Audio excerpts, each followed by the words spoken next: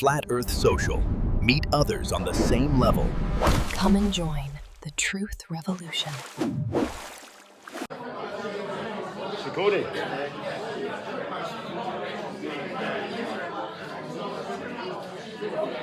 Hello, hello, hello.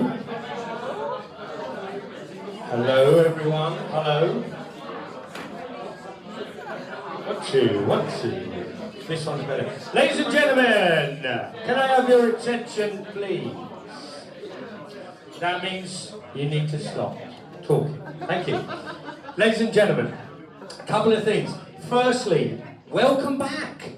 Welcome back. I appreciate it. Really appreciate your continued support. But before we get going, we had an original Flat Earth Social member who was struck down by a bit of illness, stage 4 cancer, battled through, really bad time. And she is a little bit of a legend, and she's made it here today. So can you please give a big Flat Earth Social to Sarah? Please stand up, Sarah. Thank you very much. I'm really pleased you made it. I love you guys. A couple of things. We've had to pay an extra £2 for the room. Unbelievable. I don't know what happened. She called me and she said, you can have the room all the months, but it's going to cost you an extra 50 quid each time you come. So that's why you're paying the £2 extra room fee. Somewhere else. That's exactly what I said. Yeah. How much money do they get out of us on a Tuesday? Anyway, that's just the way it crumbles. I can't do anything about it.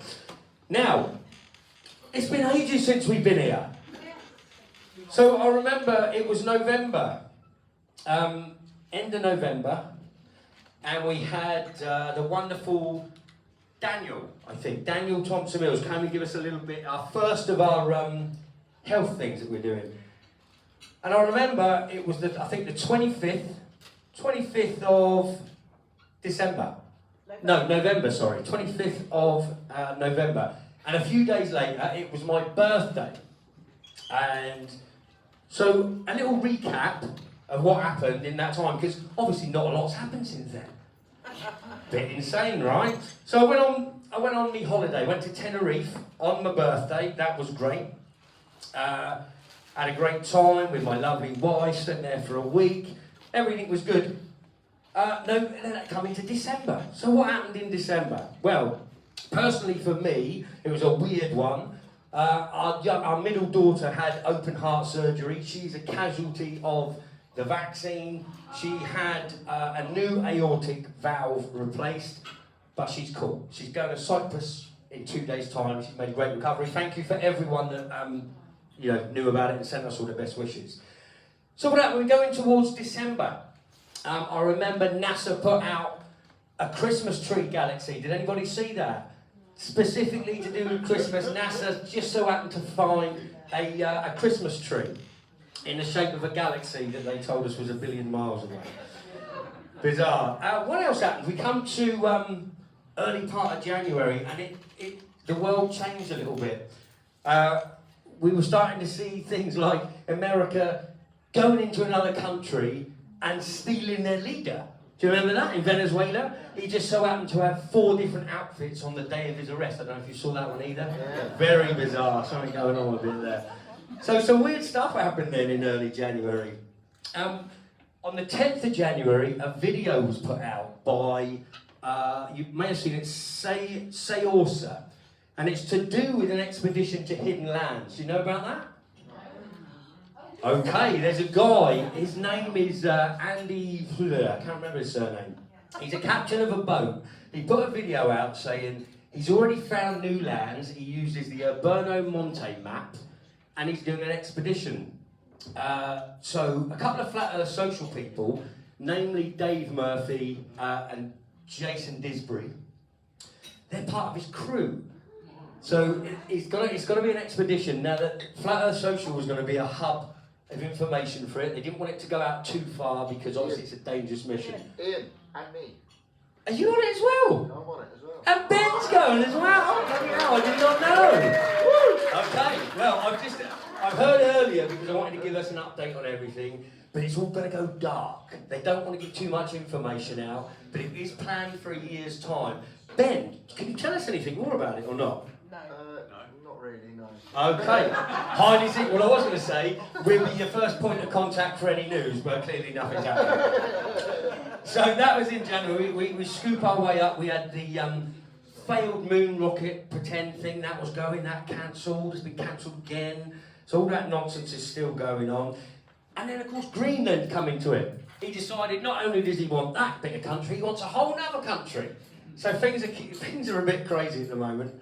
And then we come into February, where we're going a bit now. Nothing much has happened in February, apart from they released all the Epstein files, and for the first time, really, mainstream media told the world and told everybody that there's this power group of satanic mental people that eat children, drink babies' blood, traffic children, all the rest of it, and no one gives a shit. No one gives a shit, no one cares, which is insane, of course. So I don't know what's going to come with that, but, you know. And, of course, brings us sort of more or less up to date that Prince Andrew is still a sweaty nonce, as we always knew. And his brother. In fact, I think there's a saying, it's all of them, isn't it? So yeah, nothing really much happened, of course. Candice Owens in February, she did something to an old flat earth friend of mine, Rob Skiba. She actually mentioned Rob Skiba in his Epic of Gilgamesh books and everything else. So that was a really good thing for the flat earth, particularly for my friend Rob Skiba, who's no longer with us. Again, another victim of the nonsense. They did, yeah, very long. And then, of course, I went on holiday to Mexico, which was fantastic. Thank you very much. Met Dave and Paige again, as normal. And then, of course, during that time, Elon Musk tweeted something, and he said, oh, Starlink is going all the way to Antarctica. Turned out it wasn't Antarctica, it was Patagonia, and it was a massive cock-up, and he's a moron. Then I came back from Mexico, that was sad. And of course, Mexico caught itself on fire in the last few days. There was a big thing over there called an Acapulco, and everyone got out safe in the end. But yeah, it's gone a bit mad over there. Something else happened as well. Some guy started speaking to Joe on the Joe Rogan show about flat Earth. Have you seen those TikToks? Yeah. I think they're trying to do a soft disclosure of it for that sort of media right now. And that brings us full circle, really, to where we are now. We're about to start the second of our health talks. So, this lady I met in Spain 6 months ago. I've known of Dawn, known of her work. Anyway, she can drink. Woo! So, Dawn is the loveliest person you know. She put her heart and soul into her book, which is What Really Makes You Ill. There's some for sale here. Amazing book, amazing book. 10 years to complete, that was. So, without further ado, I'd like to give a big Flat Earth Social welcome to the lovely Dawn Lester.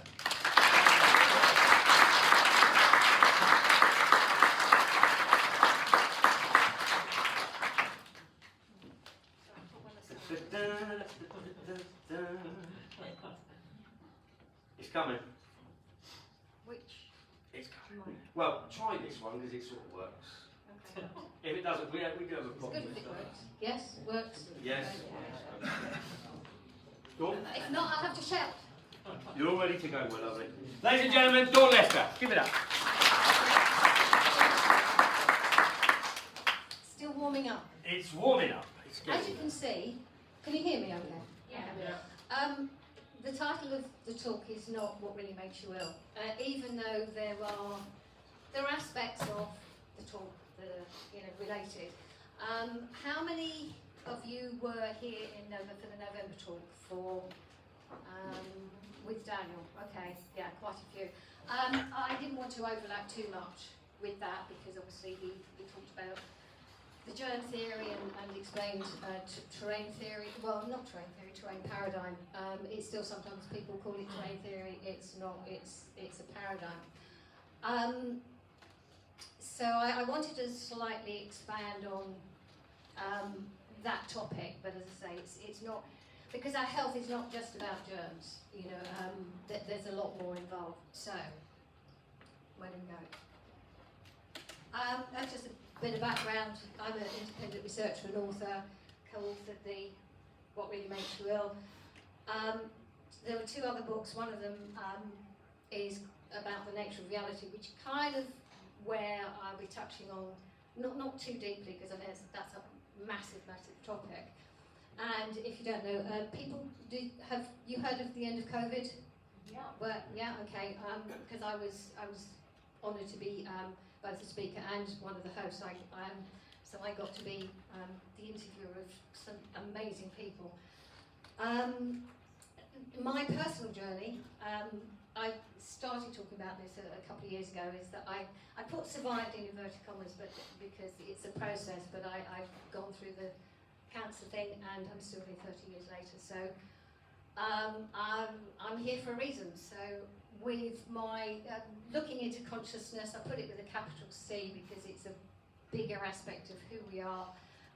It's really helping us all understand that, you know, there's more to us than the physical, and that we have more power than we are being led to believe. Now, I know in this group you know that, but this is really where we can learn more about it and actually what we can do about it. So actually to apply it. Have to put this, but I'm not a medical. I'm not trained in the medical system. Yeah.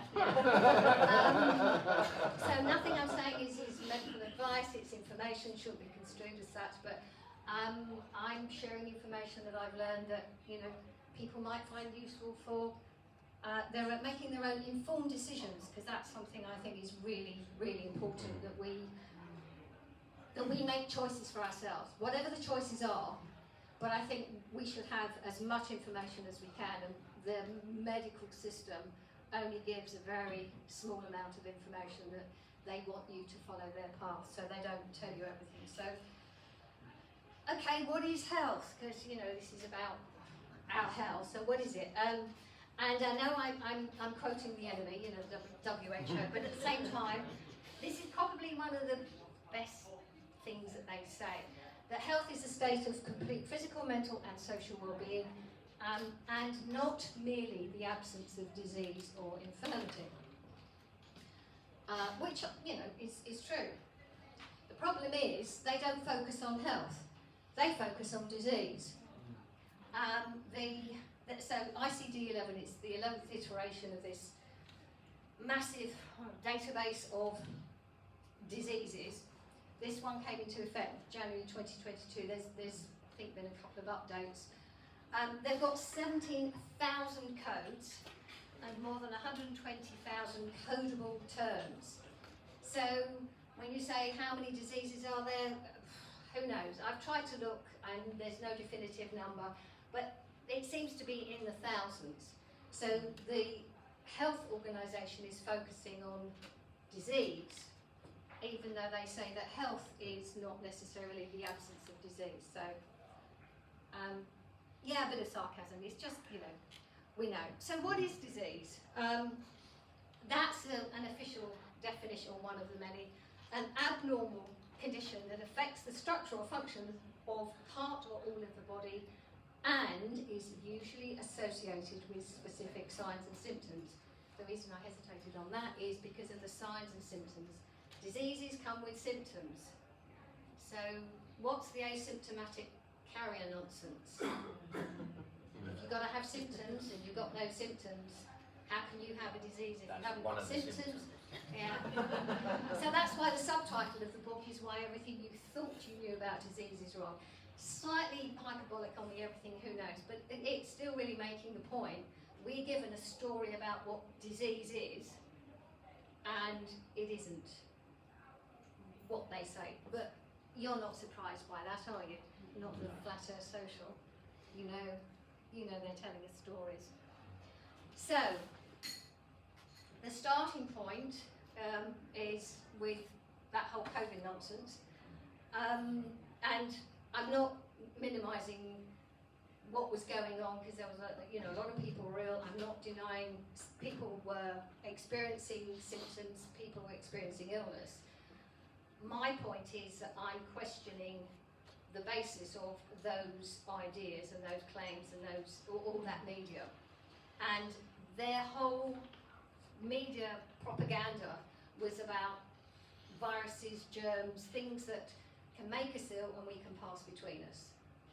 And I'm sure most of you have been kind of picking up on the what's called the no virus camp, you know, where people are with it.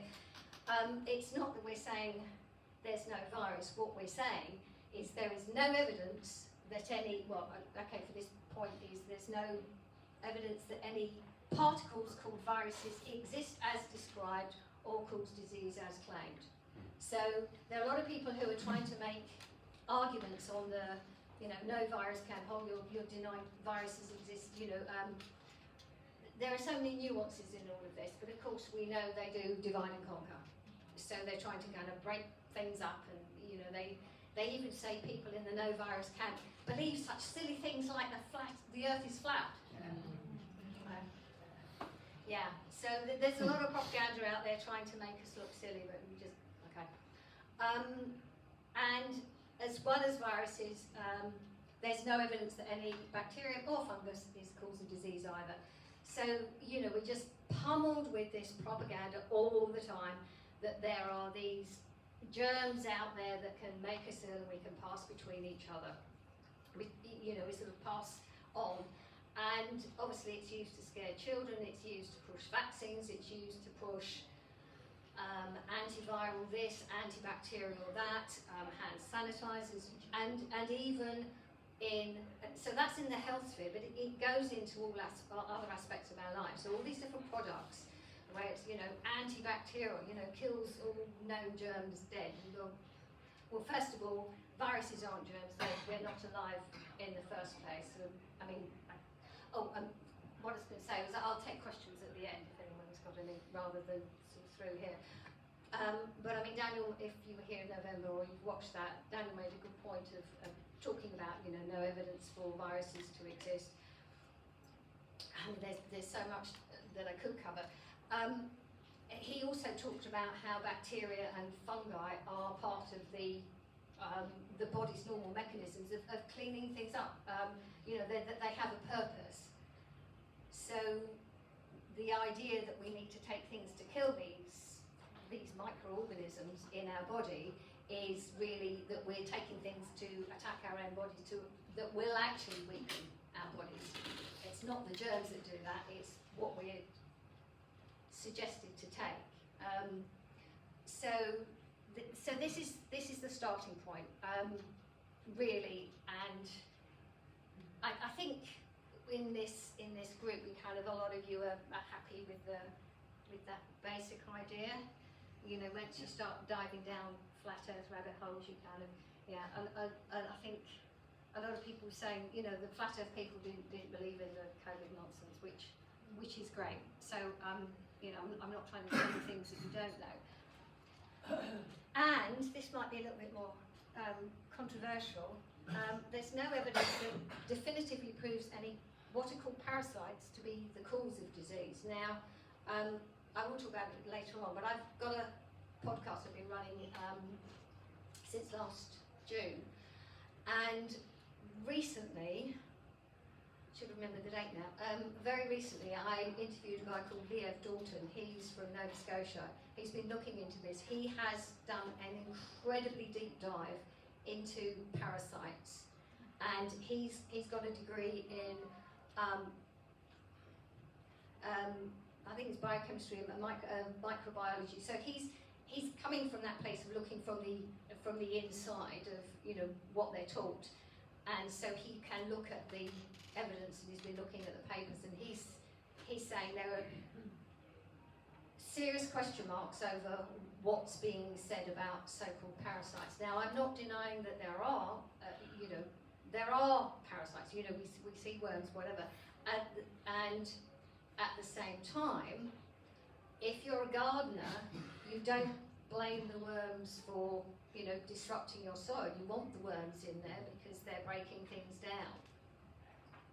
So again, it's looking at things from a different perspective, and it's which I'll come to, but you know, this is all part of trying to make us believe things that aren't true. So, now we come on to genes, because that's where they've been going. Oh, well, it's a move away from all the germs, and well, it's genetic, you know, everything is genetic. So we're looking at the genomes, and we've been testing the genomes, and we've got the genome of this virus and this, that, and the other. You can't have a genome of something that has never been seen or never been actually isolated and identified, which is the problem with the virus. So there are no genes of a virus. There aren't known genes. And if anyone's looked into the Human Genome Project, there are big problems with all of that as well. You know, we're given the little piece of information that makes us believe that, you know, these wonderful scientists have found something, but it's, if you start looking into it, there's always a backstory that doesn't quite hit the headlines in the same way. No surprise there. But the point is that and it's sort of paraphrasing, which I'll come to, Bruce Lipton, our genes do not control our biology. They do not control things. So if people are told, you know, this is genetic, oh, you know, it's there's no evidence for that.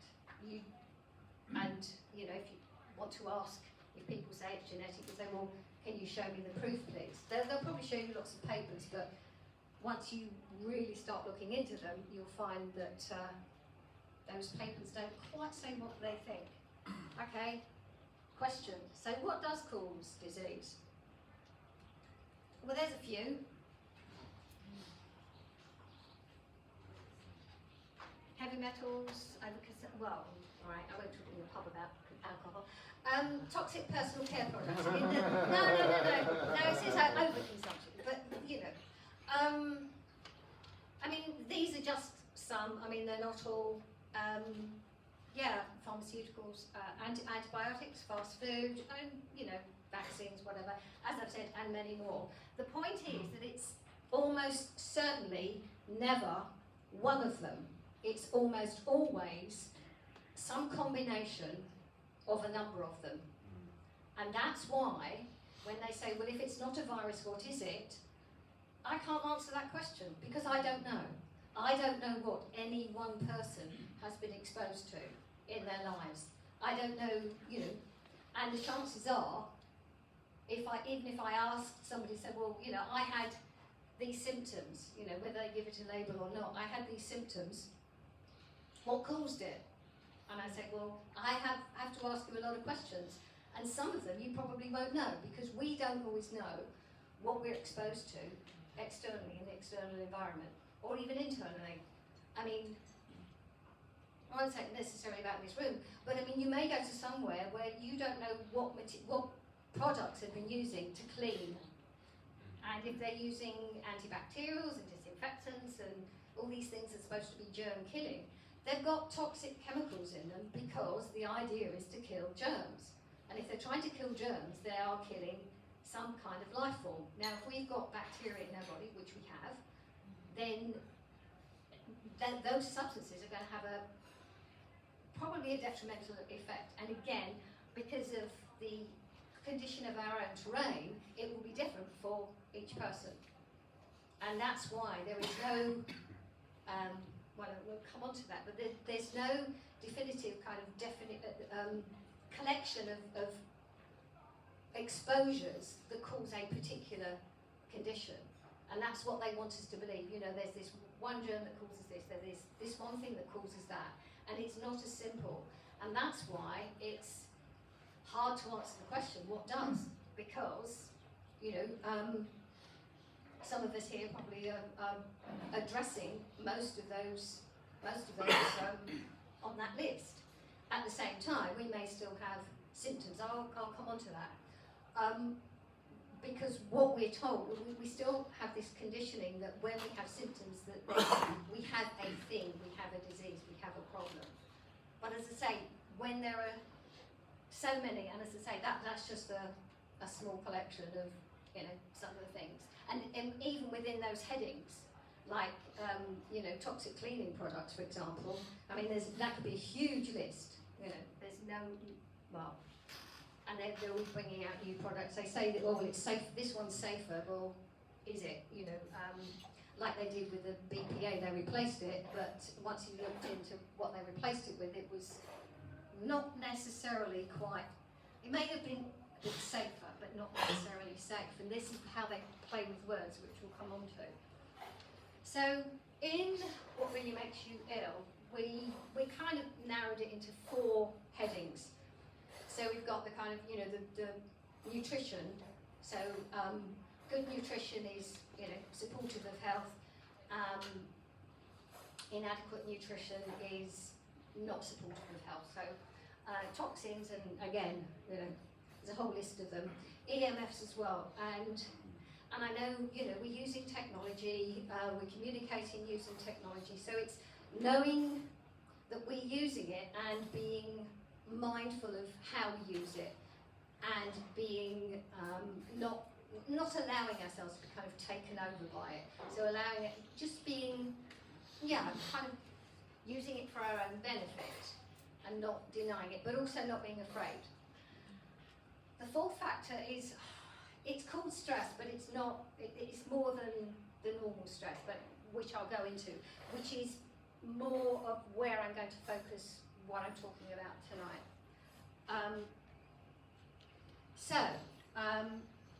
Stress, there's a book by Dr. Hans Selye, The Stress of Life. I can't remember how long ago he wrote it, it was many decades ago. But he calls stress the non-specific response of the body to any demand, whether it is caused by or results in pleasant or unpleasant conditions. I mean, we're used to thinking of stress, stress is something bad. But stress is just, as it says, it's a response by the body to a demand. Because, I mean, stress isn't like bad, you're stressing the body when you're doing some kind of exercise. At the same time, it's temporary, and that kind of stress from exercise dissipates when the activity ceases. And in terms of exercise, if you want to get stronger, you stress, you exercise, and you build muscle by continually doing the exercise. So you are stressing the muscle in a good way, but you're not keeping it in constant stress. So it's getting that idea that stress isn't necessarily bad, except there are times when it's, Anyone else felt like that sometimes? Yeah. Yeah. Yes. So it's not good for us when it is intense and prolonged, and that's the point. And going back to early 2020, I think they pretty much made the stress intense and prolonged. By the constant media, push with all the scary nonsense and this and that and dangerous and don't do this and stay away from that and do this and don't, just all of that. So that was the intense and prolonged, and as Dr. Selye has called it, it's like distress, and absolutely distressful. They knew what they were doing, of course. Now, remember back to what Dr. Selye said, that the stress response is non-specific. Gabor Mate, is anyone familiar with that name, Gabor Mate? Okay, yeah. Yeah, he's been putting out some good stuff. He still believes in viruses, though. Never mind, that was perfect. So again, he refers in his book When the Body Says No. He refers to Hans Selye's work and says, the stress response is non-specific. Now, it may be triggered in reaction to any attack, or, and this is interesting, in response to any perception of attack or threat. And of course, that's what was used in 2020. It was the perception. It wasn't that there was a real threat, but they made everyone believe that there was. So there was a perception. We know the sort of survival thing of, you ought to be on alert if you're out in the Serengeti or whatever. You need to watch for lions or something. That's, potential. It's like a real threat. At the same time, you don't need to worry about it if you're, walking down Bournemouth High Street. you don't need to worry about lions, but at the same time, you need to. Sorry? Sorry, I was being flippant. I missed it. You need to look at the word. Oh. Okay, we'll leave that one, but yes. So, that's one of the things. Again, fear isn't like inherently bad as such, but it can be used and obviously has been used for control, especially when it's based on something that's not true. And that's really part of my message really to share with people, to say we're being made to believe things that aren't true. Now, yeah, the shape of the earth, you know, that we live on some nonsense spinning globe. So, you know, I know you know that. The thing is, it goes into so many areas. And once you start looking, you know, we're being controlled, or attempts are being made to control us. So again, the language, I'll come on to that. Attempts are being made to control us through fear. Now, I mean, there are certain circumstances where, you know, we need to be aware, not necessarily fearful, but, you know, heightened awareness, just so we know where we are, tuned to our environment, our surroundings, you know, people, what's going on. So it's not maybe fear, but just being on alert. That's okay. But again, not when it's prolonged. Okay. So what can we do about it? Because you know, if we know we're being made to be fearful, then okay, well, yeah, what can we do about it? So I mentioned Bruce Lipton before. Has anyone come across his book? Yeah. Yeah. Okay. The Biology of Belief, and this I think is pretty powerful. I mean, I know he went into epigenetics, which still believes in kind of genes, but we'll leave that one to one side for the moment. But this came in 2005, so it's been around for a long time. But as he says, the moment you change your perception is the moment you rewrite the chemistry of your body. So you can, remember the stresses, you know, can be from the perception of a threat. So you can change your perception because you're the one in control of your own perception. So if you can change your perception, it's amazing what you can then change. So are people here familiar with the phrase, you create your own reality? Yeah, okay. Sorry? Mind over matter. Yes, and at the same time, I think it's sometimes used to, in some ways that aren't necessarily helpful, because like with everything, there's nuance in it. We have to understand where we are in our life, and it's not just, oh, I just change my beliefs. It's a little bit more, there's a little bit more to it, but I'm not trying to make it complicated, because, you know, we can change our biology through changing our perception, and it's still also understanding who we are, what we are here for, whatever here is, wherever here is, whatever this realm is, whatever this experience is. And this is where the kind of, you know, the nature of reality stuff and the understanding of consciousness comes into this conversation, because they're so intertwined, understanding who we are, what we're doing here, and what we can do, because the whole control mechanism is designed to make us feel that we can't do things for ourselves, that we can't take responsibility. We know we can. So, people heard of the placebo effect? Yeah, it's pretty well known. It's, you know, it's defined again. You know, that's where I found that definition. The improvement of symptoms or signs following a physically inert intervention. So the substance is something that has no alleged kind of pharmacological component to it. So, you know, it's often called just a sugar pill.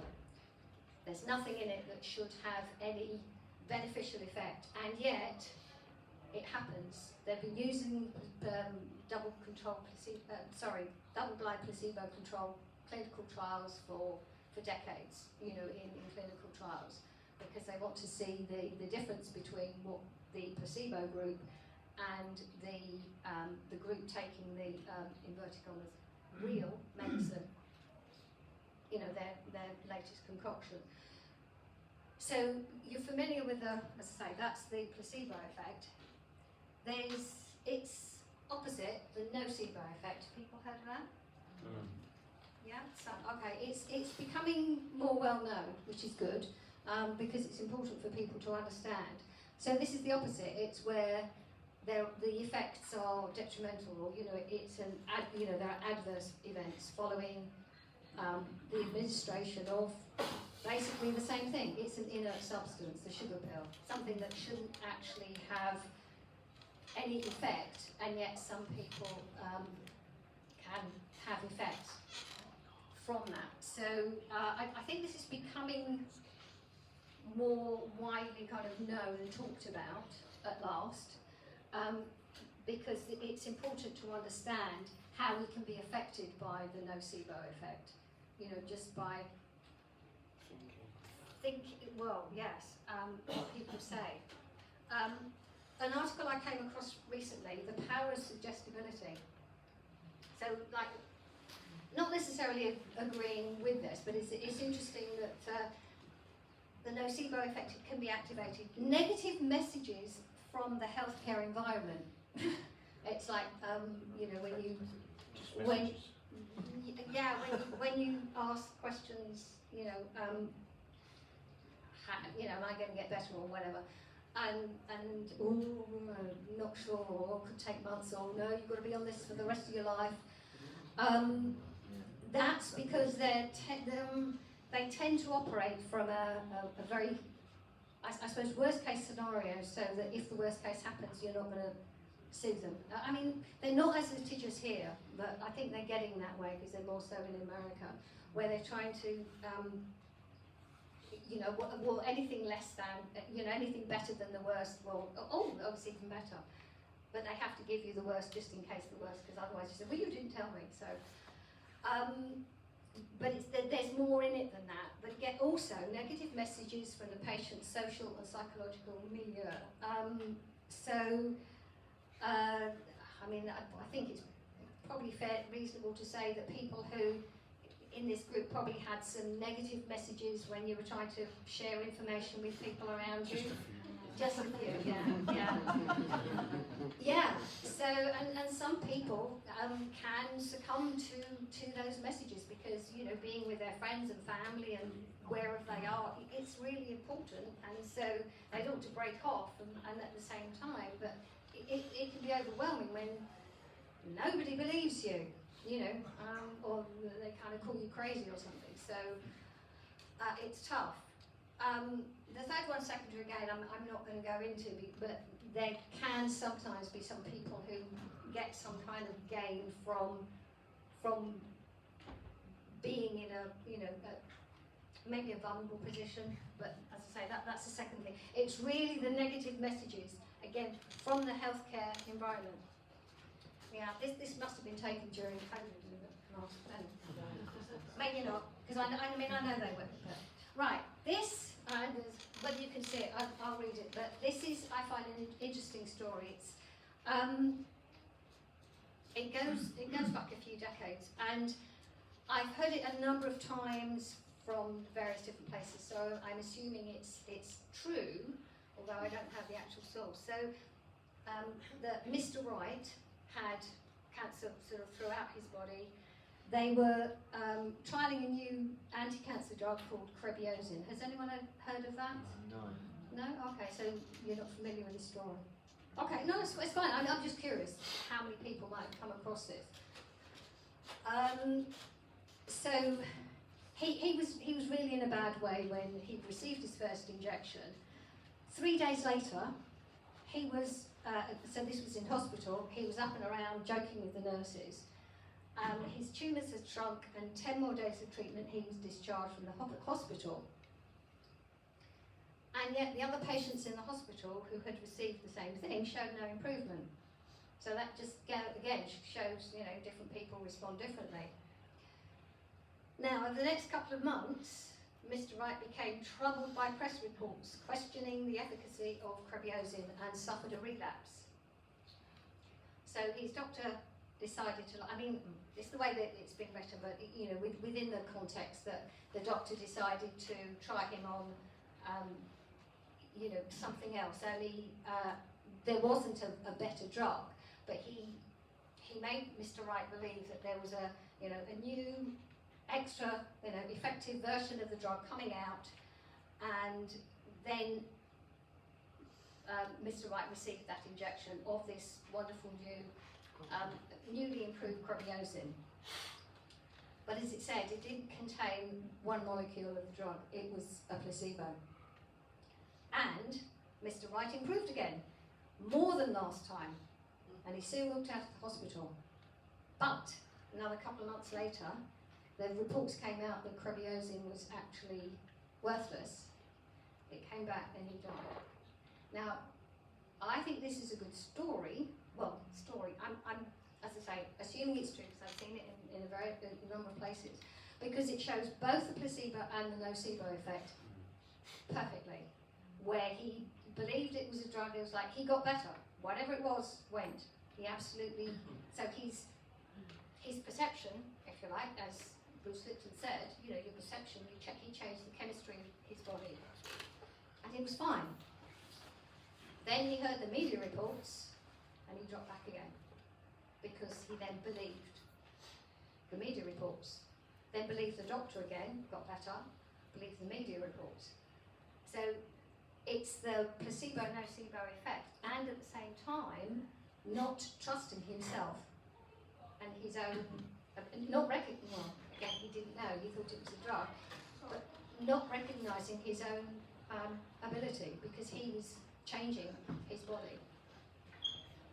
So, as I say, I think that's a really powerful example of showing both the placebo and nocebo effect in the same person at similar times. Has anyone come across the Institute of Noetic Sciences? No. Okay.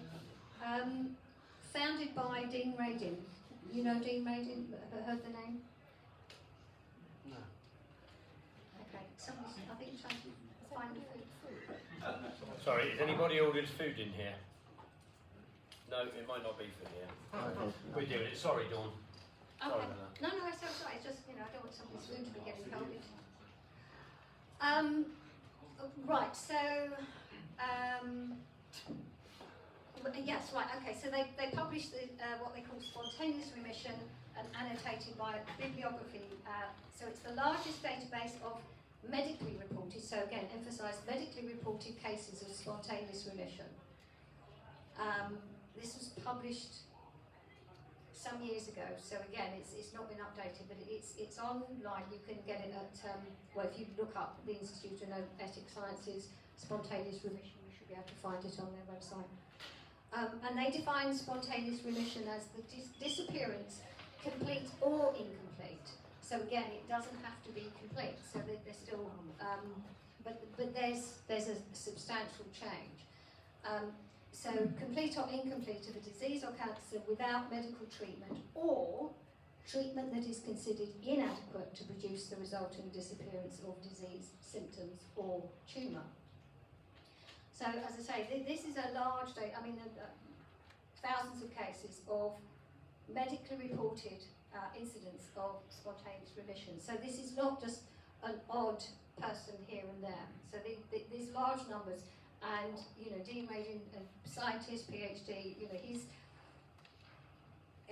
this isn't just a a side study. This was a big thing, and it doesn't seem to have got out very far. Not many people know about it.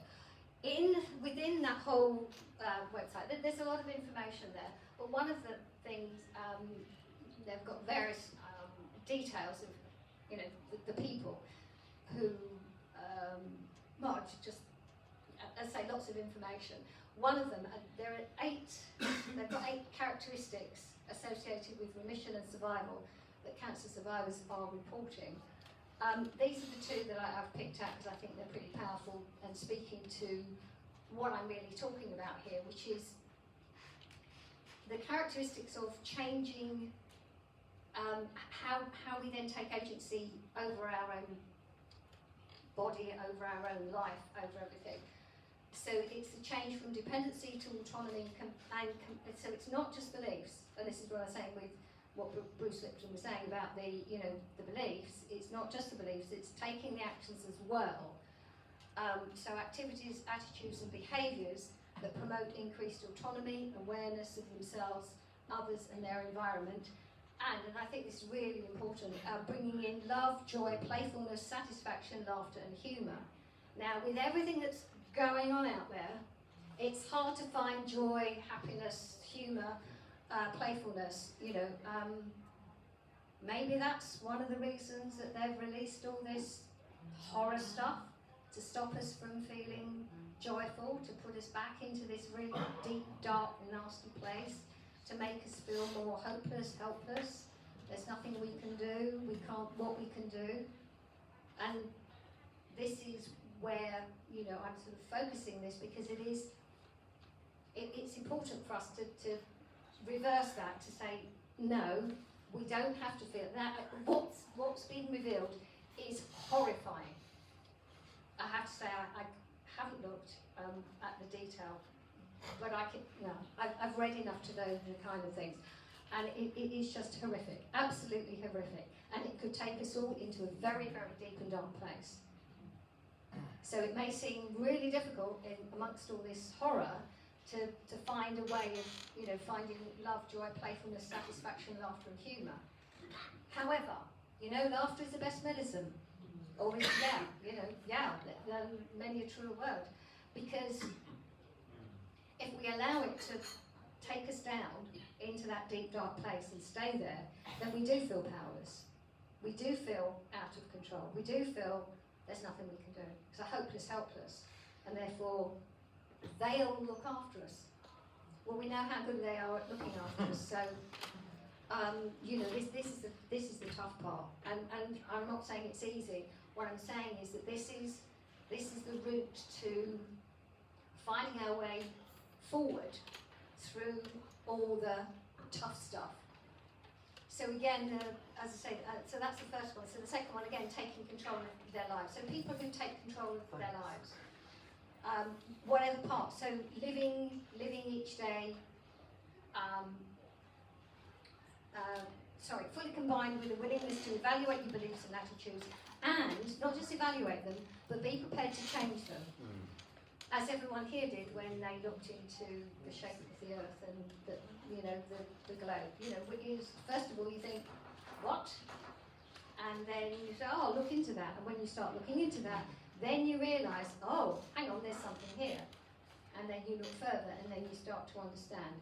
So that's the, to be open-minded. Now, we know, I'm sure, we all know people who are not open-minded to anything. And that's really tough. But you can't open their mind for them.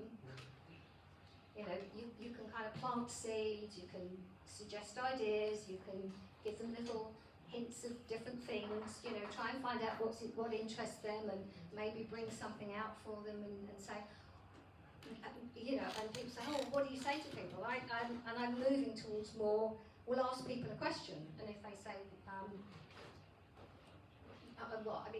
if people say something, like about health or whatever, just, to ask them, just say, well, have you ever looked into whatever? Did you know that they've never actually seen a virus kind of, in nature?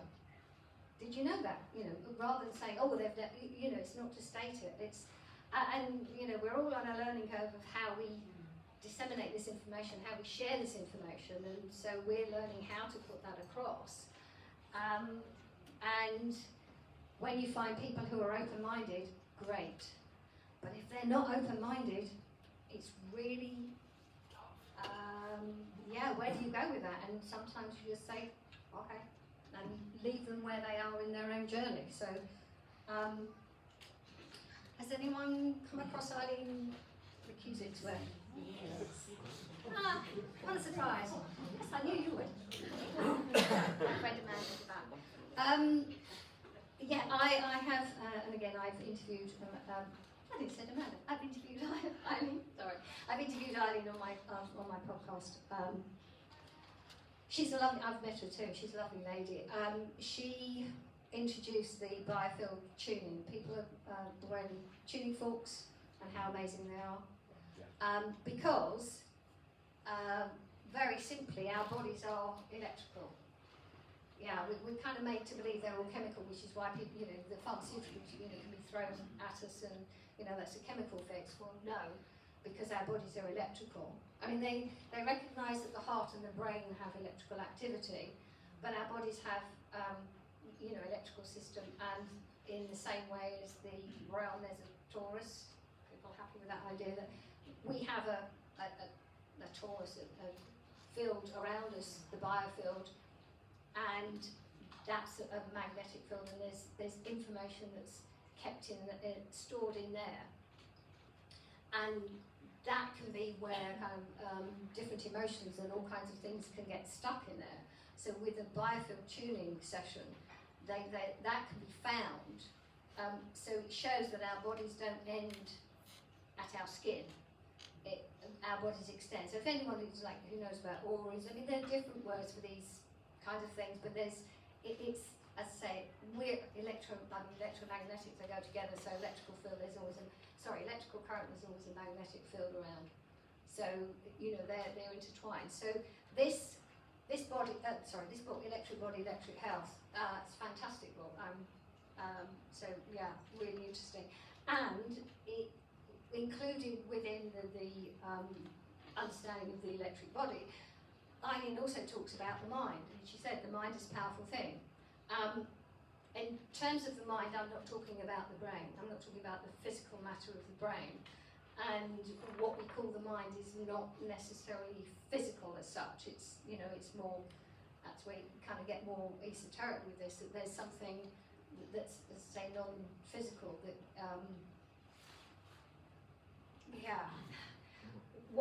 there are different definitions of what the mind is.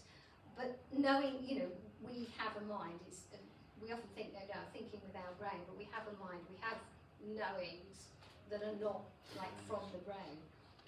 So our mind and our intention are the most powerful tools you have for working with your energy system. So your energy system is your whole body, which is the magnetic field, the electrical system. So if people are into, chakras, Reiki, I mean, all of those energy systems, they work through energy which is subtle and at the same time extremely powerful. So this is really putting a lot of pieces together to show that, it's not just one part of who we are as to what makes, what keeps us healthy. It's understanding who we are and the bigger, the larger aspect of who we are, and certainly in terms of the electrical nature of our bodies. And yeah, it seems to run through, the chakra system, it sort of runs through the centre. That's the centre of the torus field. So really, when we're talking about all of these different things, we're talking about words, and we use words to communicate, and they're a tool, and we can use them for ourselves, and we know they can be used against us in terms of what media puts out. As I say, it's such a great example of the nonsense that was put out at the beginning of 2020, all these scary stories, and based on no truth at all, based on a deception. So deceptions were used, and everyone was running around, a lot of people were running around being scared of some scary boogeyman that didn't exist. But they were made to believe it through the power of the media, through the power of words. So, as I say, it kind of goes a little bit more esoteric, but we're, with the creating our own reality, we're creating through our own words, through our thoughts and our beliefs, and we know our beliefs through the words that we use to frame them. So you have a belief about,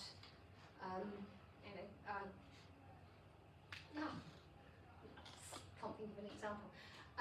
People who believe in germs, you believe in germs, so you have words that make that. I mean, I'm not saying anybody here, but it's not just us, because we're a collection of, consciousness collective. We are, there's more than, it's not just the individual, so it's what goes out. And going back to Eileen's work, I'll mention it here, that she's got a saying, I'll try not to butcher it. A strong coherent field overtakes and entrains a weak incoherent field. So the stronger we are in terms of our own internal energy and our own field, we will affect people around us, influence people around us. Or we can allow them, the people who have an incoherent field, we can allow them to affect us. But if we don't do that, if we stand strong in our own field, then we can affect people around us in a way that is not necessarily what you might call physical. It's not, we're not telling them, but by being strong in our own person, we can, somebody who's confident, somebody who walks in confidently, they give off an air, and you can sometimes feel it and make you feel, pick your shoulders up as well. So, again, in our language and the words that we're using, that we're putting out that energy into the collective field, if you like. So, as Danny Cat says in this book, again, excellent book, she said about upgrading our culture and changing our reality for the better is to upgrade our language. So how do we do that? So think about the words that we use, and as I say, especially in your self-talk, because everything you do whatever you do, it starts from you. You can't kind of change things out there without thinking about how you are. I mean, the analogy I use is you can't pour from an empty cup. So if you're in a low place, you can't help other people. So it's not selfish to help yourself first, because then you're stronger and then you can help other people. So in the language you use, I mean, the obvious ones, it's like, I can't. So if you, and this is not to kind of say, I've got to think about what I'm saying all the time. It's really to be aware of what you're saying. So if you catch yourself saying, I can't, it's to think, well, do I mean I can't? As in literally, I cannot do that. Maybe it's true, if you're not a pilot, you might not want to say, I can fly a plane. Yeah.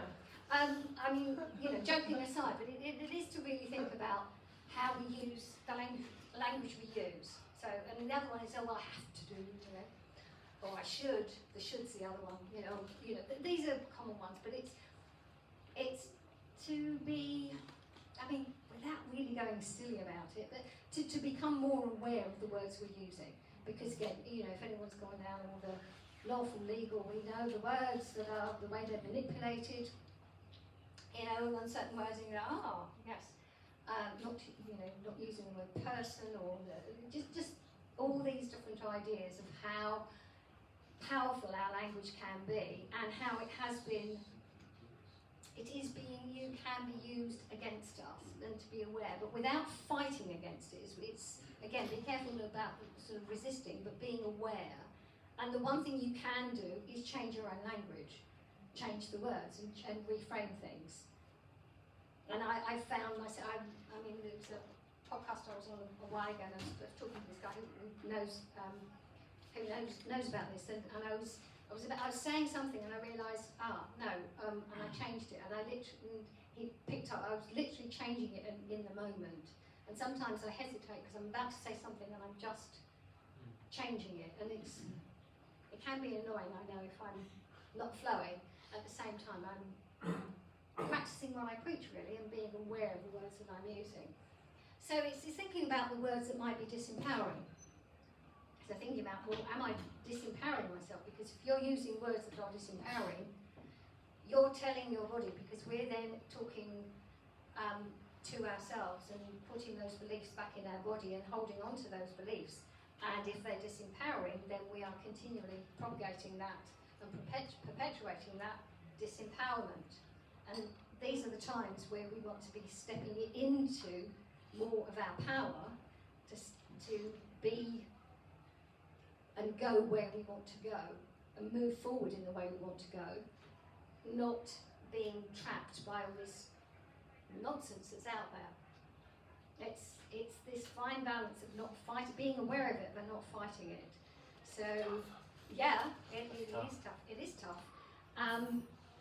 At the same time, these are the kinds of tools to use. If you're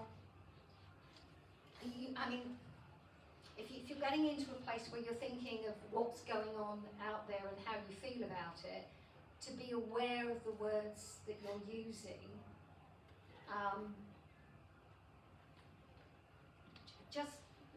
And again, to say there's so much I'm going to this, because there's a saying, you may have heard, what you resist persists. So if you're trying to fight all the horrible stuff out there, you're giving it your energy and you're keeping it going. Now, I'm not saying that we're responsible for all of that. The point is that it's showing all the nonsense. It's all the horrible stuff coming to the surface. I'm being careful with my language here. It's all the rubbish coming to the surface, and so it can be swept away, so that we can stand in our own power and live the lives we want.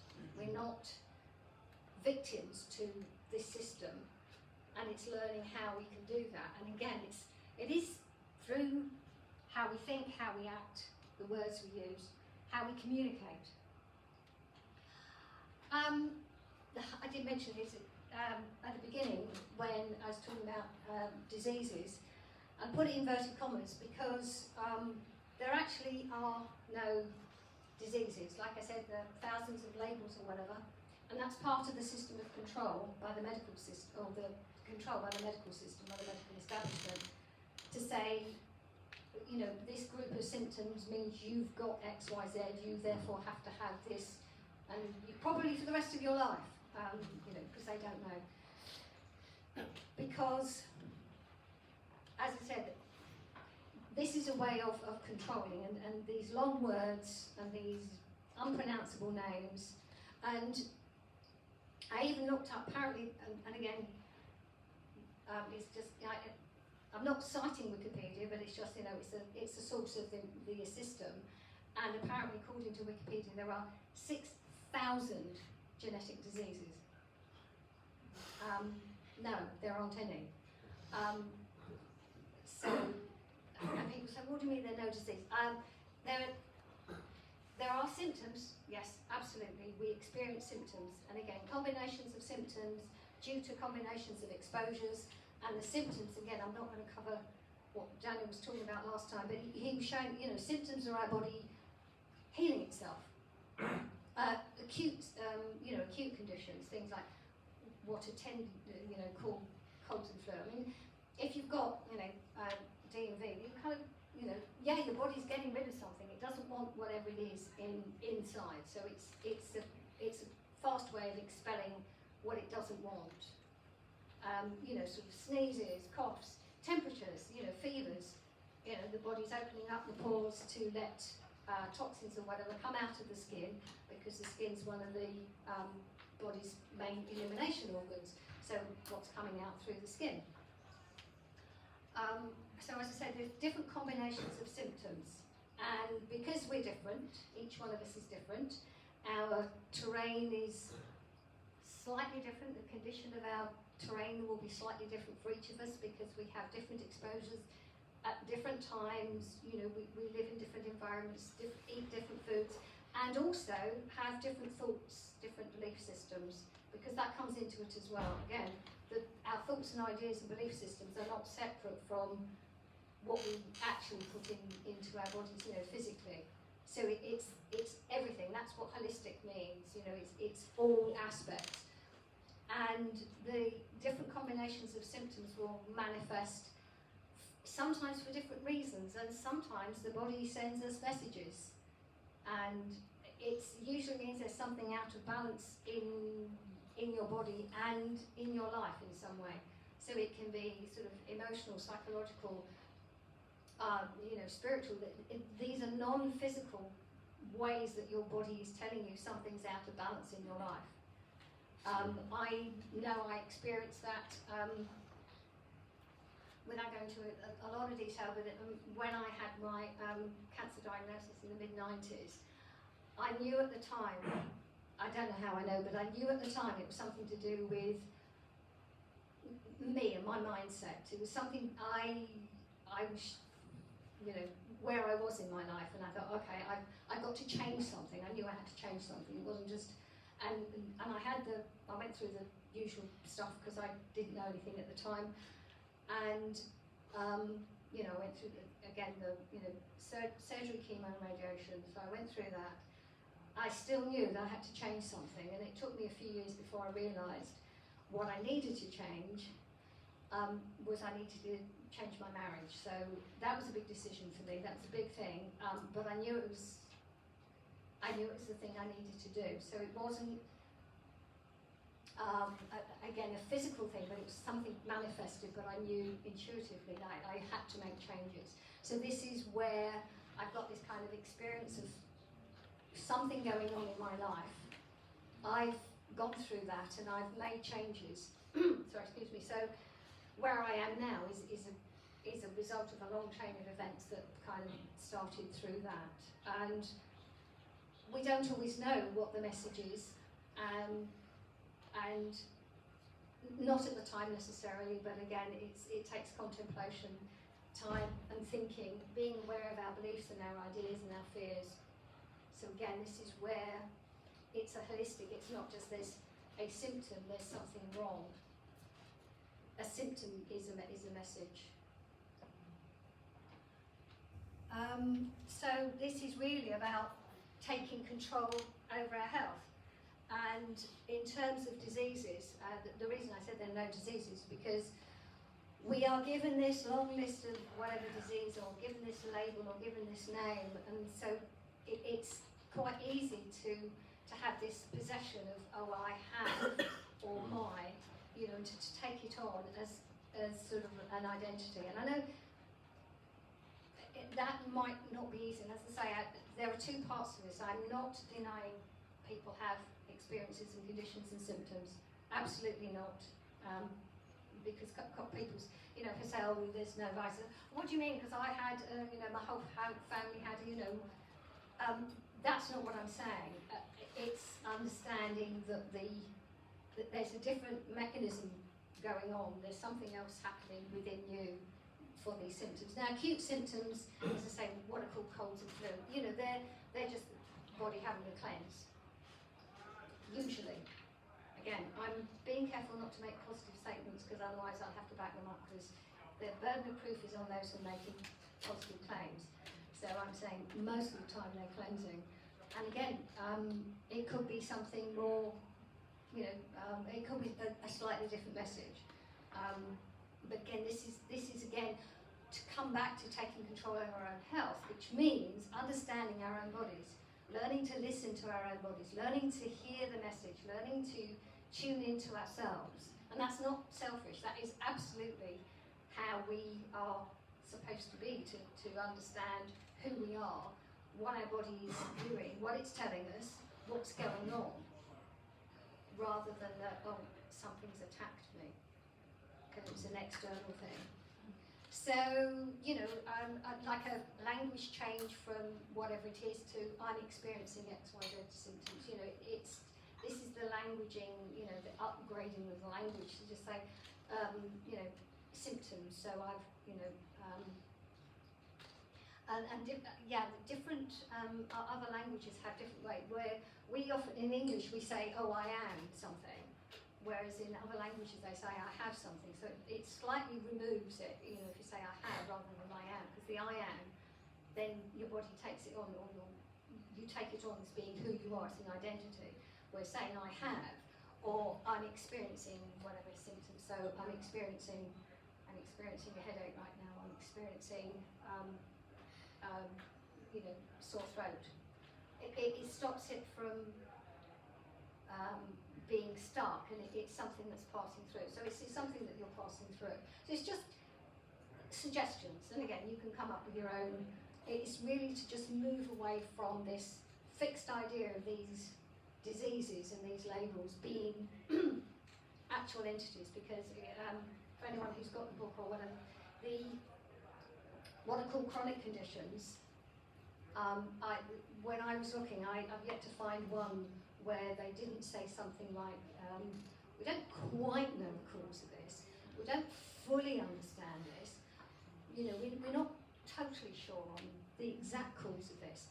All of this, every single of these big chronic conditions that they tell people, you know, so that quite a few are covered. Again, because there are thousands of LH diseases, they're not all covered in the book, because I'd still be writing it, you know. And it's not important necessarily to look at all of them, but just enough to know that there are some problems with what we're told. Because we're given the headline of X, Y, Z, this is it, this is what it's caused by, this is this, and you know, this drug fixes it, but of course we know drugs don't fix things, they just manage. And managing isn't the same as health, which is why I started with the WHO's definition of health, and then go on to show that they don't deal with health, they deal with managing disease. Again, so yeah, what can we do? What's the takeaway? Or what are the takeaways? Germs and genes are not responsible for our health. The human body is a self-healing organism, and it doesn't make mistakes. So, like this whole idea of autoimmune diseases, the body makes mistakes and attacks itself. The body isn't stupid. And of course that's part of the conditioning, that the body is so stupid that it can attack itself, and therefore there's nothing we can do about it. And so this is helping that understanding that the body doesn't attack itself. There's something going on, yes, but it's not the body attacking itself, because it's making a mistake and mistaking you know, healthy tissue for some kind of pathogen. So again, the pathogen goes out the window because there's no proof of any invading pathogen. So anyone who's had those beliefs, these are ways of just hiding them out, you know, getting rid of them. And certainly, you know, replacing it with the middle one. The human body is a self-healing organism. The body heals itself. You know, if you cut yourself, you don't look for healing it. You know it's going to heal, and it just heals. So, you know, that's a simple way of seeing, yeah, of course it does. So it's finding ways of really cementing the ideas if any of this stuff is strange to you. Again, what else can we do? So as well as getting rid of, so that's again going back to the ions and talking about the different characteristics of people who get through these conditions, is that they take action. As well as changing their beliefs, they're open-minded, and they take different actions. So what actions can we take? Now, you know, obvious ones, looking at food to, you know, natural and unprocessed as far as possible, because within, if you look in processed, look, again, it's covered in the book, but if you look into processed foods, the amount of additives and the chemicals that they use in as additives is just horrendous. And that's not even the pesticides and insecticides that they use on the crops, and all the antibiotics they use in animals, and all the other stuff they use in this horrible manufactured processed stuff. However, that's not to say we've got to be perfect. So when you know what you're doing with your body, it's not to say you've got to think of yourself as bad if you have, you know, the odd whatever it is, you know, something. It's not to be, oh, I can't have that, because that's also giving yourself a message of something. You know, you've got to be careful with that, and you know, be kind to yourself. And sometimes, and yeah, I still eat chocolate. It's good for me. Besides which, I like, yeah, it's just, so, you know, again, enjoy. So it's to do with enjoyment. It's to do with, you know, having good stuff. So, yeah, reducing your exposures to toxins and EMF. So it's about looking at what you are using, you know, whatever. It's to say, okay, well, what can I do? What can I change? Can I change anything? let's see, you know, and do it step by step. Be kind to yourself and just step by step. And again, toxins include water as well, tap water.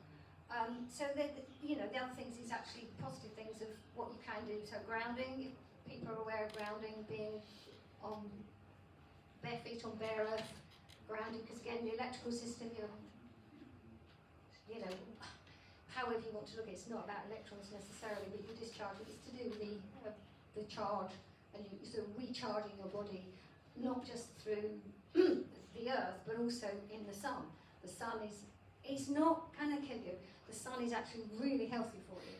Again, being careful, being aware, and not overdoing it, so you don't burn.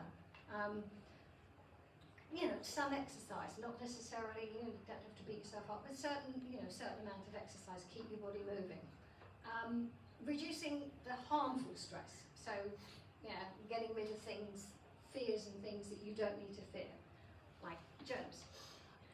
Spend time in nature and with loved ones. So you know, ignore the isolation nonsense, of course, which you all did. And you know, releasing fears that no longer serve you. So looking at where you might have fear, and not like I say, it's not that fear is bad. But it's just kind of recognise where you've got fears, recognise the messages that your body's giving you, recognise where you've got fears, and you say, well, does that serve me? Is that helping me? How is that benefiting me in what I'm doing in my life? And sometimes it might be. It might just be holding you back from making a decision you're not quite ready for. You know, but that's for each of you to think about for yourself, because there is no one size fits all. We are all different. And that's the easy but hard bit, because we're different. You go, oh, okay, I'm different. So we're not the same. So there, you know, what happens to each of us is our own unique experience. So again, other things you can look into if people are into homeopathy. Again, some people are, some people aren't. Different ideas, but these are supportive ways or ways to help support. I mean, not just healing, but more beneficial health, and supporting us in who we are, what we do, and that's a tuning session if people haven't had one of those. Again, sound healing, all sorts of energy healing. There are so many different types. People have come across tissue salts of their minerals rather than homeopathy. So, I mean, there are loads. I mean, I just put a few of the kinds of things that some people regard as woo, and they only regard it as woo because they don't understand that our bodies are, you know, electrical and energetic.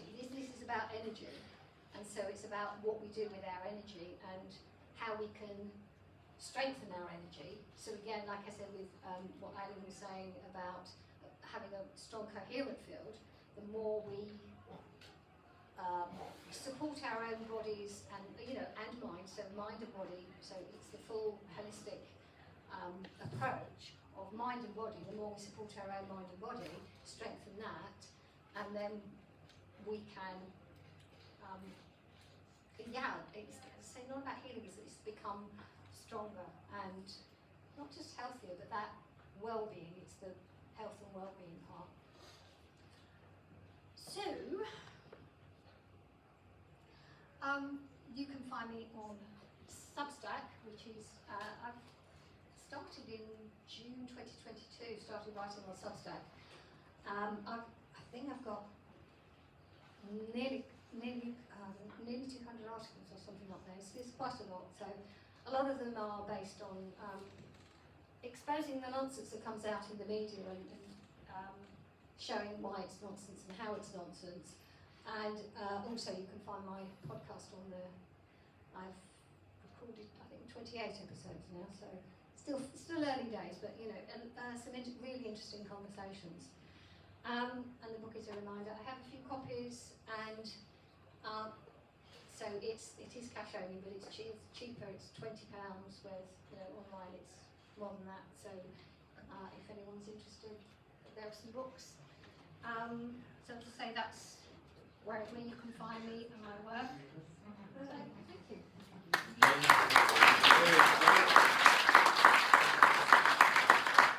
Ladies and gentlemen, really interesting. Give it up for Dawn, please. Come on now.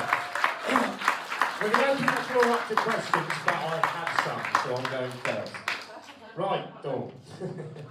That's very polite of you, Ian.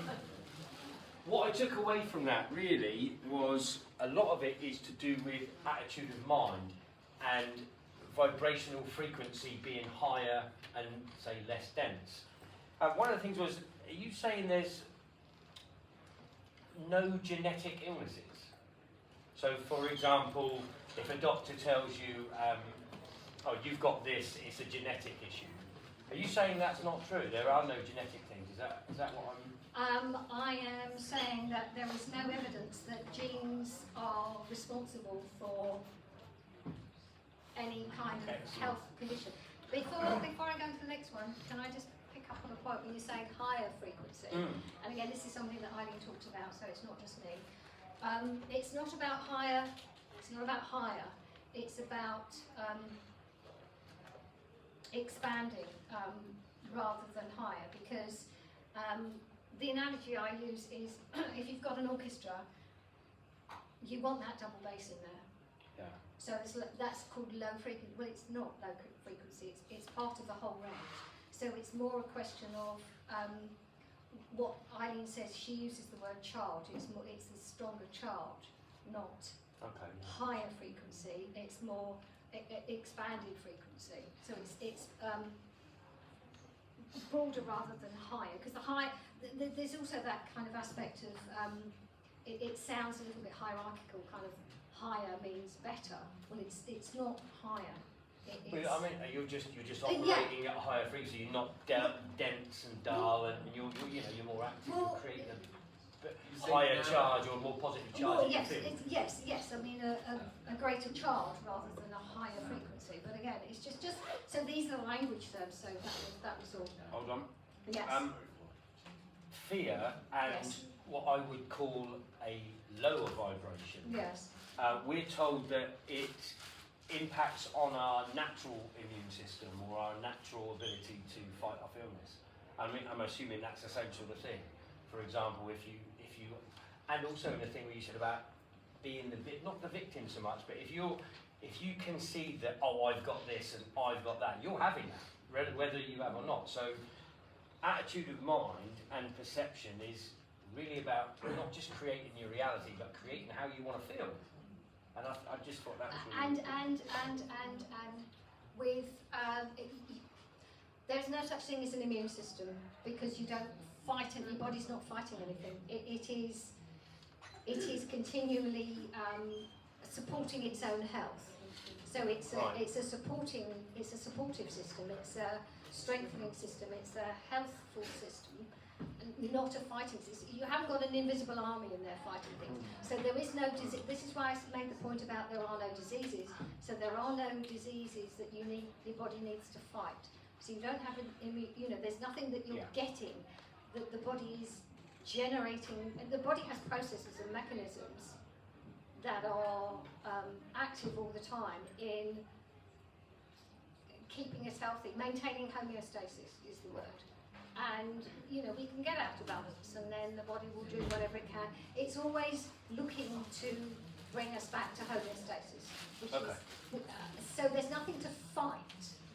So again, this is the language, and this is again why the language is important, because we have an immune system to fight disease. Well, there's nothing to defy. There's nothing to fight. There are no diseases to fight.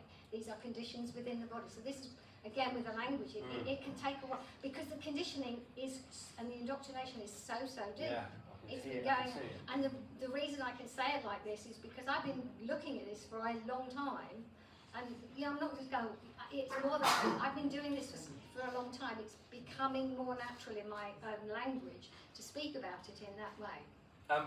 That's excellent. There was also just about language. Yeah. A lot of people they do daily affirmations, you're good, and they never speak bad about themselves. And is that something about creating a reality within the body's health? If you start talking saying bad about yourself, you start to become that thing. But when people don't talk bad about themselves in any way, and they're always positive, they don't seem to ever get ill. They always seem to be of a better disposition. And it's also interesting that it's not just saying it, you have to actually believe it. You have to actually believe it. Because if you're saying, I'm brilliant, and inside you go, you're not, your inner critic is sitting there going, at you, no matter how brilliant you think you are. So this is where the language is very useful, so, and at the same time learning to listen to your own body, so listening to whatever that inner critic is going in your ear, and say, it's not to ignore the inner critic, but it's to kind of, well, what is that, where is that coming from? It's like a whole topic, and I love this. It goes into what is that, where has that come from? Why is it sitting there? What is it saying to me? It's to start questioning, in a gentle way, to question, okay, oh, this is interesting. Why is it, I wonder why this is happening. Rather than, inner critic again. You go, don't fight it, but say, okay, this is sitting there. There's something here for me. What is this? Why? Yeah. So to listen to yourself. So again, yes, having the right language is good, and having the openness to be able to change what you think and what you feel and what you believe, so that it's then holistic. You're saying what you believe, and then you're reinforcing it. Absolutely, yeah. Excellent. And Yes. with what Ian was saying about negativity and the negative words that we bring on ourselves. During COVID, I saw a lot dis-ease. The separated words.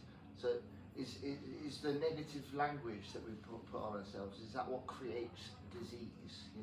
It's the dis-ease. We're not fully whole with ourselves. Yes, I mean that's part of it, and yes, we're out of being at ease. Yes, I mean that's the part of it. That there's something out of Out balance. of phase, maybe. Out of electrical phase. Yes, and again, and so the you might want to look at what EMFs you're exposed to. Again, it's not the EMFs that are causing it. So it's not like it's the EMFs. That's it. Because then you're looking at just one thing, and there will be a range of different things. And as we learn about one thing, we'll have opportunities to learn other things, because this is life is an ongoing experience. And as you kind of get through certain experiences, you think, oh, that's got that behind me, and then something else crops up. And it's a question of our approach to these circumstances. And if we go, oh God, it's another problem, you're going to have a problem. Whereas you go, oh, okay, what have I got here? What's going on? Right, I mean, it can feel unsettling at first, and it's to find a way of to settle and say, right, well, what is this? And to ask yourself questions, what is it? Can I learn? What's the opportunity? And, some people say, what's the gift? What can I learn from this? Here is something for me to learn about myself, or about what's going on. And that's a big switch from, problems, but I know I'm with kind of, the right audience talking about this. Thank you. Sorry. That's quite right. We moved on a bit from what I wanted to interject, but when you were talking about everything being holistic, and I would completely agree with you, if we were born into a natural world where everything was holistic and organic, then that's good. But we touched upon the subject of EMF and wearing a hat to protect me from such things, but at the moment we've got lots of things that are being attacked to our body system. So we've got the synthetic messenger ribonucleic acid, which has also got DNA in it. This is being into our bodies, which has got SV40, which Professor Douglas, I know you're going to say this is all rubbish. I'm not going to say it's rubbish at all. But may I just I'm not. finish? Yes. And then on top of that, we've got the 5G towers, which is obviously pumping out. At the moment, we've got a load of EMF in this room from the lights, from everything. So my trouble is that if we were living in a natural, beautiful, utopia world where we are all gods, in a sense, creatures, happy days, I'm looking to detox, like Daniel was talking about, from inputs that we're having shoved upon us daily. We're foolish enough, I'm sorry to hear about the young child of yours, who is, you know, terrible, but some people were pushed into flapping like wet hens because of the Stanley Milgram experiments from the 60s, that you can prove to people, you can make 60%, 80% of people kill another person if they think they're doing it for the right intent. The control of language, all of this plays an impact on us. So I'm looking for something which is more of a defensive mechanism towards the evil, which they understand what they're doing to us. So I do believe that we are negatively affected by EMF fields, by the toxicities in our food, as you're saying. And I don't think that my body is capable of fighting these things up, which is why I wear the hat, which is why I distill water, which is why I do everything I possibly can. But still, what can we do more? How can you, I'm not quite with you on the page. I accept that everything is, there's no diseases, it's all symptoms. And that our body's completely holistic and can heal itself. When we know, I do believe Angus Dudley's professor, the oncologist, that he started off by pushing the vaccine, thinking that it was amazing. And now he's done a complete U-turn, and he's kind of like SV40 is giving turbo cancer. It is proven. Spike protein is, you know, is being pumped in. You know, why did we go against the Helsinki Declaration and Nuremberg Code, Article 6, and actually give experimental gene therapy to children and pregnant women? Because we live in such an evil world.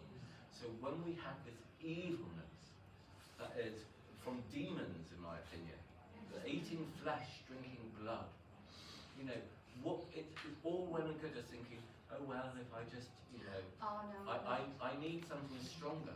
I need something to really fight. There is an answer. There is an answer, which is something I'm struggling with. I've become the most angriest. My wife always says I try and, you know, preach love and light, and I can't. I try and preach it, but I can't. I don't live by it. I would rather go and round up all of the blood drinking elite and do it myself. Get rid of them myself. I know that's probably not the right thing to do, whatever, but that's a form of cleansing my body, is to cleanse the external toxins in me, which is, you know, the Bill Gates with the Leonardo DiCaprios, the ones that are apparently eating flesh, you know, so on and so forth. These are the demons that I think are possessed, that are controlling us. And these are the ones that I think are controlling our frequencies. When we talk about frequencies, may I just point out that I wouldn't refer to it as high or low. I refer to the frequencies as being narrow or wide, because I'm talking about sound waves. And a photon is the same as a phonon. So if you think of a laser being a very tight little light field, a phonon, a sound wave, is also the same thing. So a double split experiment, if we know about the double split experiment, and so you've got the Heisenberg principle of looking in it, that is something which I think is, I'm really interested in. The affirmations of saying, I'm not ill, I am going to be well. And we always used to say, well, if you think you're 50% well, you know, if you believe you're well, you're 50% healed. So I do believe in much of what you're saying, but I'm not quite with you on all of the sort of... I'm not, as I say, I'm not doing love and light, and I will, again, the burden of proof is on those who make a positive claim. In terms of SV40, there is no evidence that there is a virus, simian virus, whatever, that has got anything to do with cancer. I know that was put out a very long time ago, was believed to be the starting point for HIV, and this, again, that's covered in the book in HIV. There's just no evidence for any particle that's called a virus. I mean, the original meaning of the word virus is toxin. Now, in that context, virus, yeah, toxin, absolutely, but toxins are harmful to our health. They don't cause disease per se, but they are harmful to our health. Toxins. Do you have any advice on detoxing? I know it's Daniel was talking about we're doing the zeolite and the active carbon detox. Now, I really am feeling at the moment that the energy of the 5Gs or the 6G towers that are going on. You know, sometimes, whether it's psychological or not, I'm looking at a tower and I'm thinking, oh, I can feel it in my head. You know, I can feel it in my body. Now, it might be psychosomatic. feeling that, and it's having a negative impact, like a nocebo, as you're talking about. But is there anything that you've come across that you can help us sort of combat the war that we're currently being put on our bodies? Live in a Faraday cage. I think we've got to go to war. I think we've got to I've had enough of it. I'm afraid a Faraday cage won't work because we are electrical and we need connections to the earth, and if you break that, then our body's not going to function. So yeah, I mean, might be nice to go in there for a little while for a bit of a short respite, but you can't really stay in one.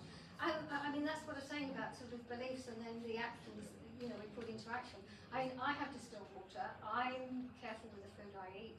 I use technology.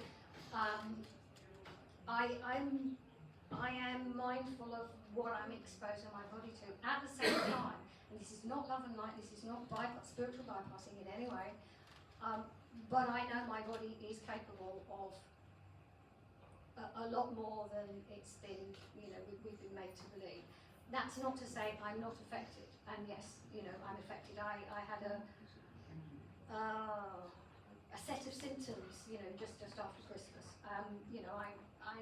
Because I understood that there was nothing wrong with me. It's like, okay, I'll have a rest. I'll do this. So I took care of myself from this perspective. Then I kind of kept my liquid intake, because that's important always. Keep hydrated.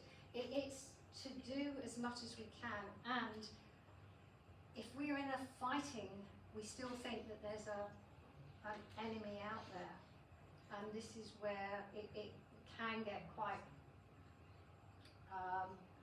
it sort of dips into the, creating our own reality of what's out there. It's knowing what's out there and say, that's not what we want.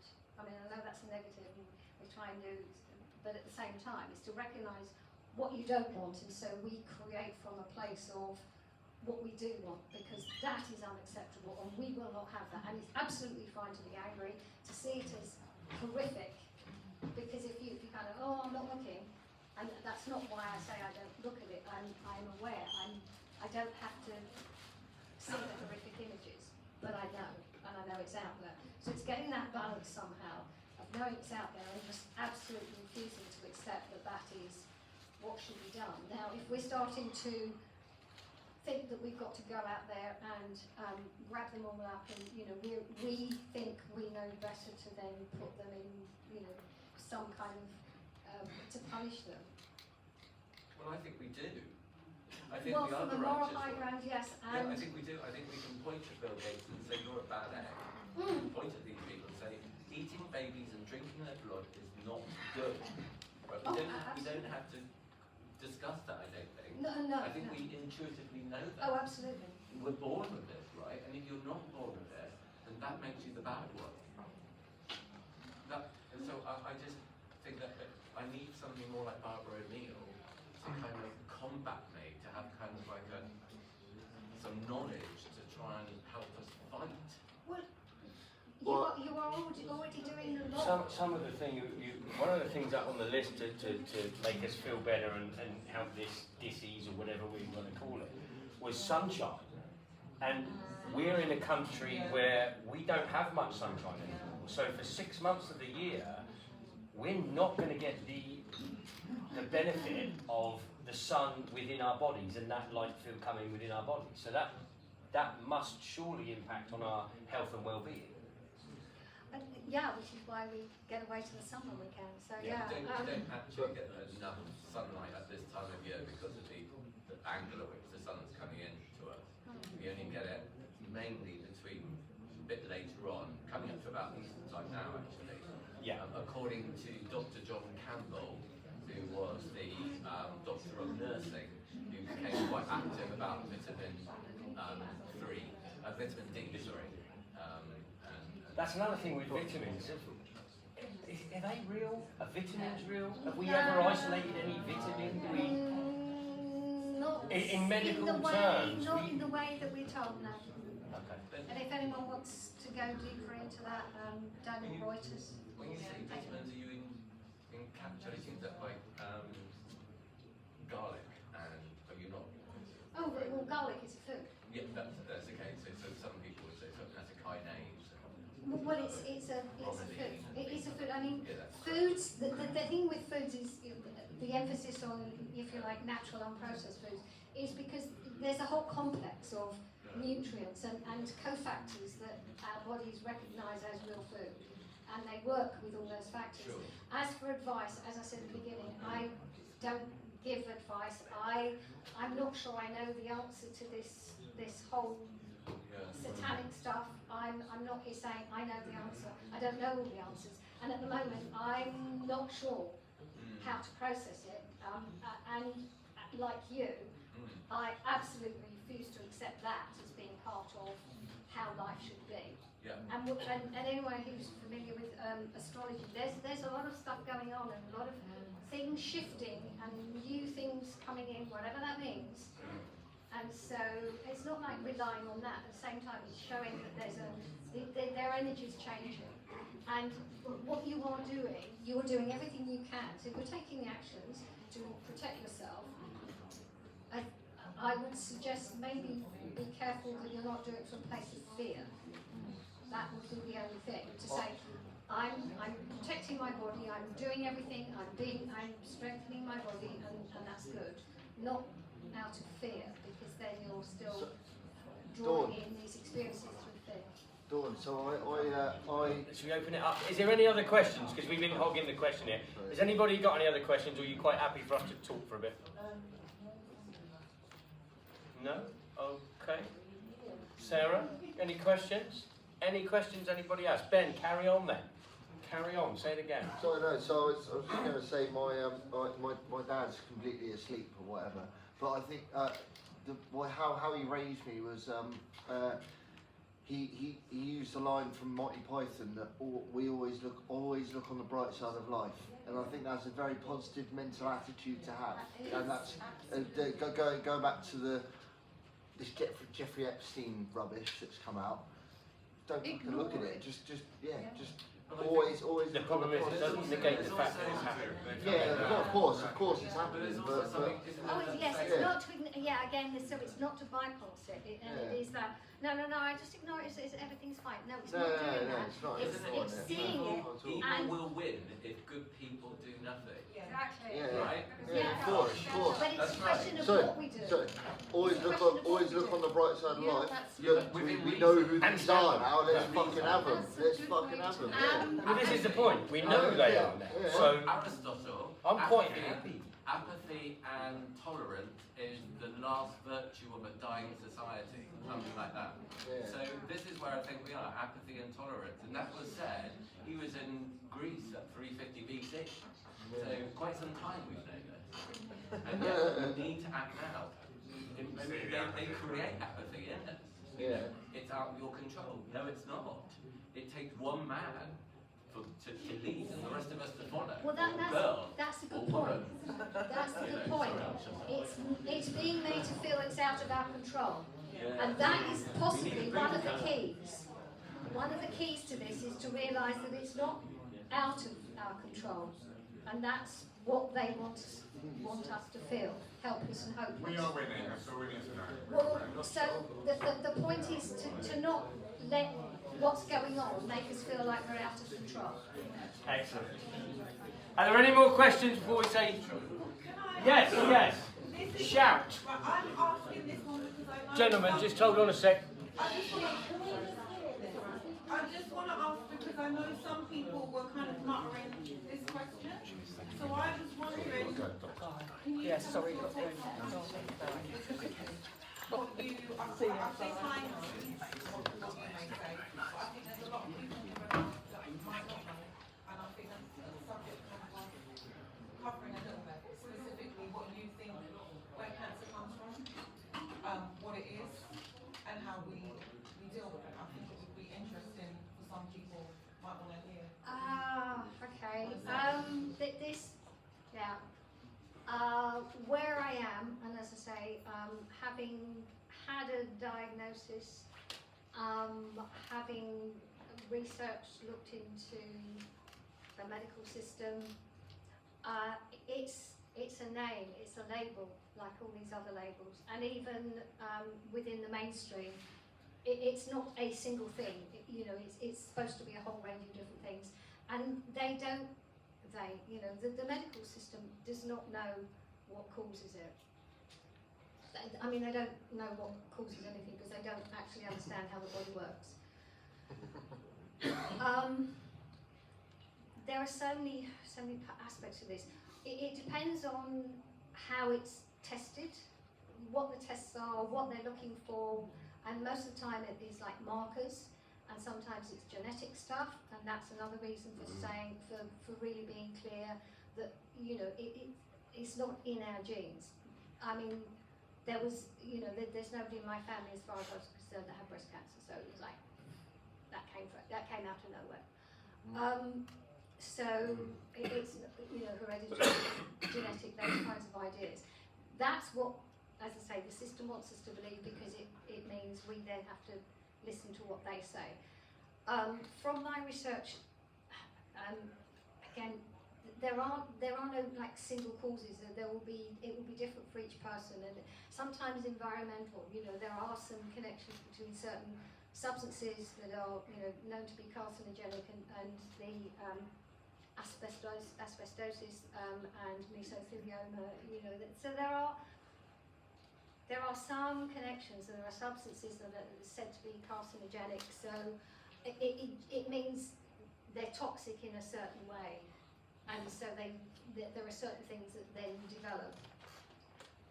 But the label is attached to a whole range of different, as I say, tests and different things, and it doesn't always mean what it actually means. Again, it's the interpretation, and you can have different interpretations by different so-called consultants. So it's a label that is used to scare people. I mean, when I was young, they didn't even say the word. It was like the big C.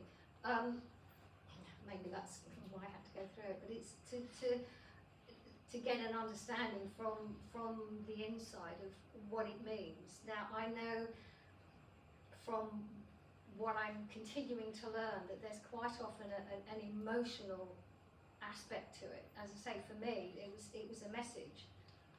I wasn't happy, and I had to do something about changing that. Sometimes, and it's a combination of factors, like with everything. And it's also what we choose to do with that information, should we get that label. And there's another, I can't bring to mind where, but on autopsy, it's been said that people who die of various different things, quite often, if you like, cancer has been found. So it's not the cause of death, but it's in there. So, and it's suggested that we often go through, it happens, and if we don't get tested at a particular time, then it isn't noticed, and our body processes it, and we never know. And again, totally depending on where we are and what's going on in our lives and what we are doing. And there's also an idea which seems to make sense of that solid tumours are quite often the body encapsulating toxins into a safe place, away from vital organs, until the body's in the appropriate situation to then go back and process.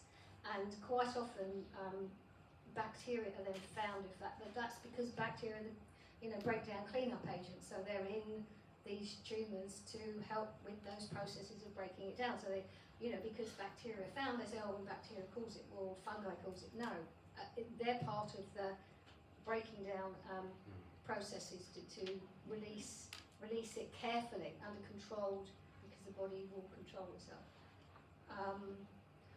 There's probably a lot more to it. I don't pretend to know everything about it. I know it's used to scare people at the same time. That there are lots of different aspects, and again, because lots of different potential causes, and also for the message for ourselves, as what our body's telling us, where we are in our lives, what kind of message, what we're going to do. what are we going to, what actions are we going to take about it? Are we going to, and if it feels right, go to the medical system because, they are good for certain things. Accidents and emergencies, don't fool them. It's their approach to disease. But again, even there, there are certain situations where, and I would never tell anybody not to go, well, to do anything, not to do anything, because that's not my place. It's for each one of us to take our own decisions, and I'm sharing what I'm learning to help people kind of get some more information so they can kind of make a more informed decision about what they're doing and then make some choices. Does that answer? Okay. Yeah, brilliant. Excellent. Brilliant. Ladies and gentlemen. Please give it up for the lovely Dawn Lester. Don't forget our books there. Any other questions, come and see our privately. No worries. Next month we've got Andrew Kaufman. After that we've got Mike Wilkerson, bringing it back to, it's on Zoom. Yeah, we've got 2 Zoom ones coming. But Mike Wilkerson is a specialist. His channel is Stellium 7. He does titans and stuff, and rocks and trees and prehistory. So looking forward to that one. But for now, listen, the wonderful Dawn Lester. Thank you, Dawn. Thank you very much. Thank you, guys. We'll see you next month. Woo. Excellent. Right.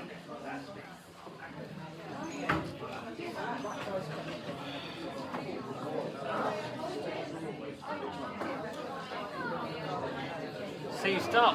Oh mate, no Jason. Jason's